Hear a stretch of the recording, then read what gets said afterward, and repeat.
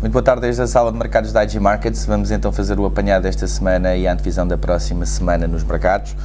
Esta semana que ficou marcada desde logo pela divulgação do orçamento no Reino Unido. No Reino Unido, essencialmente aquilo que foi divulgado foi que o déficit sobre o PIB deverá cifrar-se em 7,6% no final deste ano, mas surpreendentemente o Governo divulgou várias medidas no sentido de reduzir impostos. O Governo anunciou que vai reduzir de 50% para 45% a carga máxima de imposto, portanto sobre as pessoas que têm maiores rendimentos, e vai diminuir o IRC para 24% já neste ano e para 22% depois, subsequentemente, em 2014. Portanto, nos Estados Unidos, passando para a economia norte-americana, dados do mercado imobiliário que essencialmente acabaram por desiludir os investidores. Na generalidade, aquilo que aconteceu foi que as vendas de casas novas saíram abaixo do esperado. No entanto, as vendas de casas em segunda mão permaneceram essencialmente ao mesmo nível, mas as licenças à construção de facto dispararam.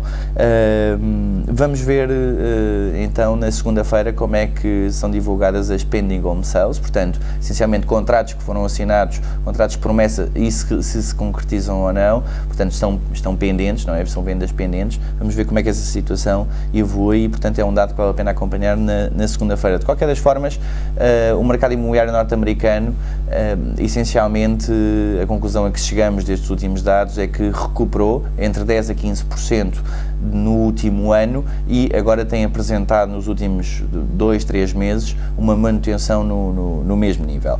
No que diz respeito ao emprego, foram divulgados os pedidos de subsídio de desemprego, portanto, que saíram a 348 mil, 5 mil pedidos abaixo do último valor.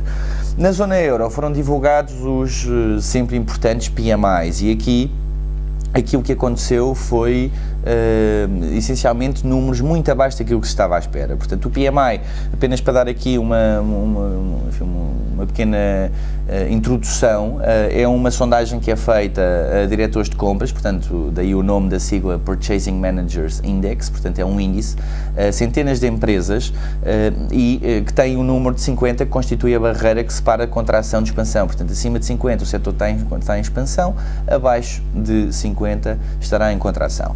E, portanto, a informação que tivemos da Markit, portanto, que é, no fundo, o instituto que divulga este valor, foi que o PMI Composite, portanto, que engloba indústria e serviços, que se esperava que subisse para 49,7, o anterior em fevereiro foi de 49,3, acabou por cair para 48,7 em março. Portanto, 48,7 é um número que é solidamente em território contracionário.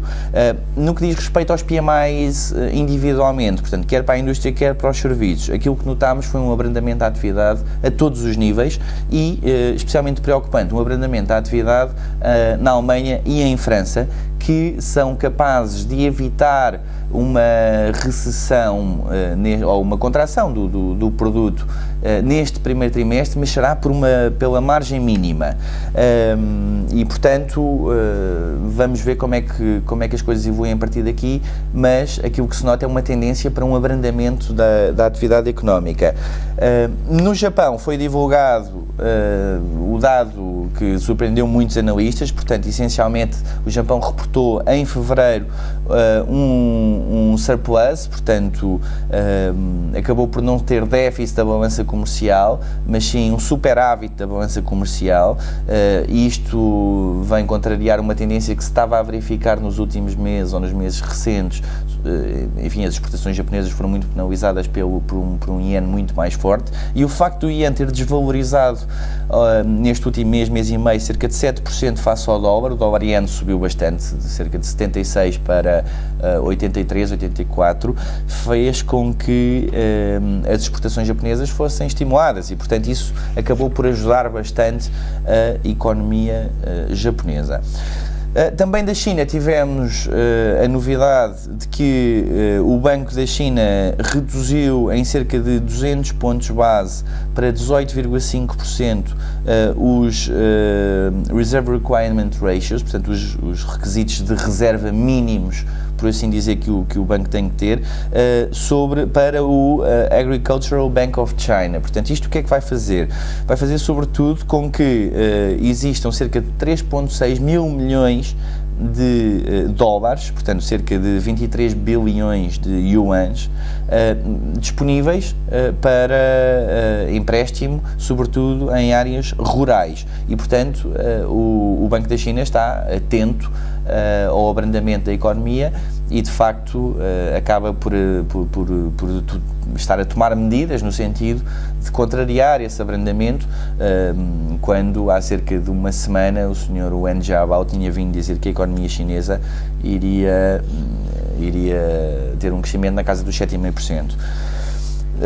No que diz respeito à próxima semana, uma semana que será mais interessante em termos de dados económicos. Na segunda-feira vamos conhecer o IFO na Alemanha, na terça-feira teremos a confiança dos consumidores do Conference Board, portanto nos Estados Unidos, na quarta-feira os Durable Goods, portanto as encomendas de bens duradouros, é sempre um indicador que vale a pena acompanhar, e depois na quinta-feira o dia mais importante, portanto teremos as vendas a retalho na Alemanha, a inflação da zona euro na sexta-feira e o Chicago PMI também na sexta-feira. No que diz respeito à inflação na zona euro, espera-se que caia 2,7% para 2,5%, o que deverá acalmar, no fundo, as recentes críticas ao Banco Central Europeu no que diz respeito às LTROs que fez, às operações de injeção de liquidez no mercado.